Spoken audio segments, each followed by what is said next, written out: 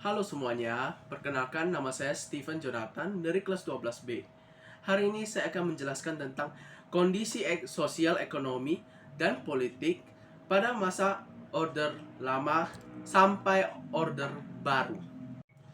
Nah, setelah negara Indonesia merdeka, masih banyak yang menghadapi berbagai tantangan dan pergolakan di berbagai daerah yang didalangi oleh pihak luar.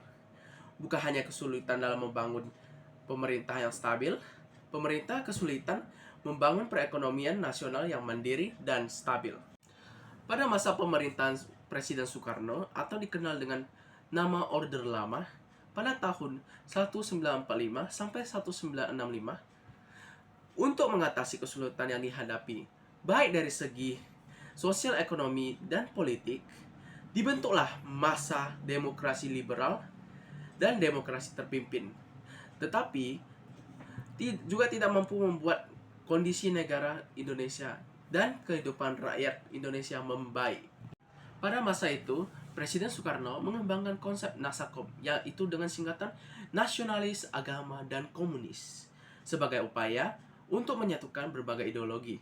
Namun gerakan ini menimbulkan kebingungan dan ketegangan di rakyat karena setiap aliran ideologi memiliki pandangan yang berbeda.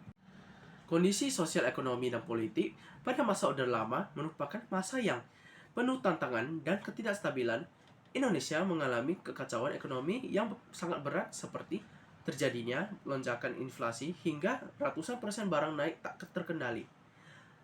Selain itu, pendapatan negara sangat minim, sementara anggaran pengeluaran sangat tinggi, menyebabkan kas negara menjadi kosong.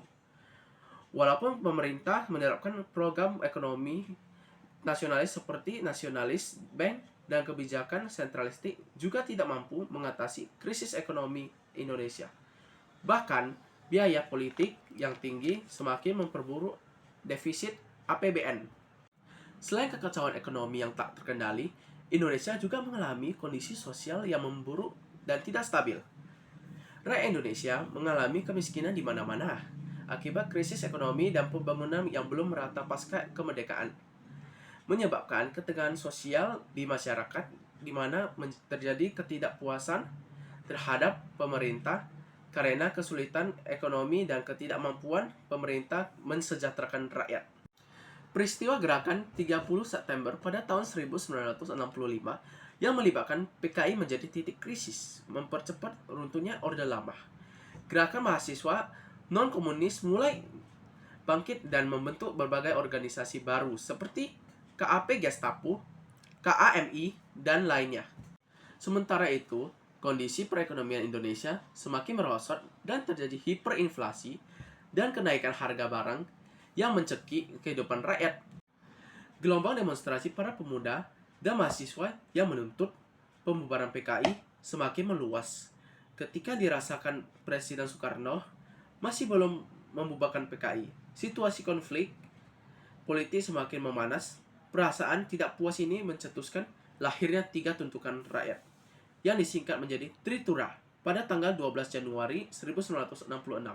Adapun isi Tritura berupa 1. Pembubaran Partai Komunis Indonesia dan ormas-ormasnya. 2. Pembersihan kabinet dari unsur-unsur G30 SPKI. Ketiga, penurunan harga barang. Aksi demonstrasi terus bergulir, mahasiswa dan rakyat tiap hari memenuhi jalan-jalan di ibu kota. Gerakan mahasiswa ini menekankan pentingnya transparansi dan kebebasan berpendapat serta menuntut adanya perubahan dalam pemerintahan. Kondisi politik yang semakin tegang dan kondisi sosial ekonomi yang semakin parah membuat posisi Presiden Soekarno menjadi lemah. Akhirnya, Letjen Soeharto mengambil alih kekuasaan pada tahun 1966 melalui Surat Perintah 11 Maret atau Super Semar yang merupakan surat penyerahan mandat kekuasaan dari Presiden Soekarno kepada Letjen Soeharto pada tanggal 11 Maret 1966 untuk mengatasi kekacauan sosial, ekonomi, dan politik pada saat itu. Super Semar ini menjadi peristiwa sejarah penting bagi bangsa Indonesia karena merupakan cikal bakal lahirnya Orde Baru. Selama menjalankan mandat Super Semar, Letjen Soeharto berhasil memperbaiki situasi sehingga menjadi kondusif. Hal ini membuatnya menjadi simpati dan dukungan dari rakyat. Sedangkan kewibawaan Presiden Soekarno semakin jatuh, hingga akhirnya ia melepas jabatan kepresidennya.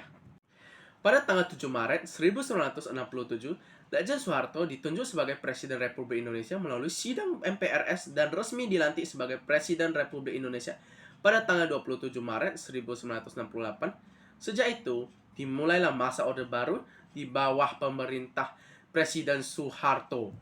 Demikianlah penjelasan dari saya. Semoga bermanfaat. Jangan lupa like, share, dan follow. Terima kasih.